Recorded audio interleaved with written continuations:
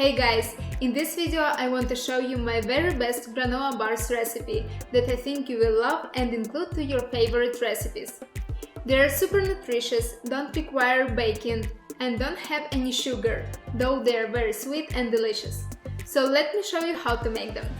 Here we're gonna be using 2 cups of quick oats. I found that quick oats taste the best in granola bars. Then we're gonna need 2 cups of pitted dates, a quarter cup of almond butter or peanut butter, a half a cup of dried cranberries, a third cup of shredded coconut, a half a cup of each chopped almonds and walnuts, and 1 tablespoon each of chia and hemp seeds. First we're gonna soak our dates in warm water for 15 to 20 minutes. Meanwhile, preheat oven to 350 degrees Fahrenheit. Transfer oats onto a baking sheet covered with the parchment paper and make thin, even layer. Put it into the oven to toast for about 5 minutes. After that, transfer oats into a large bowl, add shredded coconut, almonds, walnuts, chia, hemp seeds and cranberries. Mix all the ingredients very well.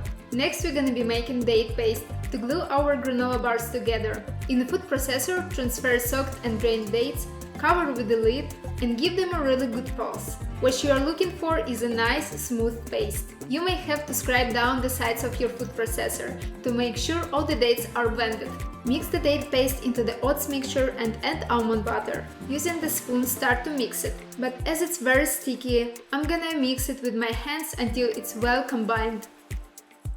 Then we're gonna pour our mixture into a baking pan covered with the parchment paper so the bars won't stick to the bottom. I'm gonna press the mixture tightly into the pan all the way around, making the even layer. Freeze it for about 30 minutes. It will help to cut granola bars easier. After that, we're gonna transfer it to a cutting board and cut them into granola bars shape. And there you have delicious granola bars full of flavors and nutrients. They are great for breakfast with a cup of tea, to have them in lunch boxes, or just a snack anytime, anywhere. I hope you'll give this recipe a try and let me know in the comments below if you enjoyed it. And don't forget to subscribe and give this video a thumbs up. See you next time. Bye!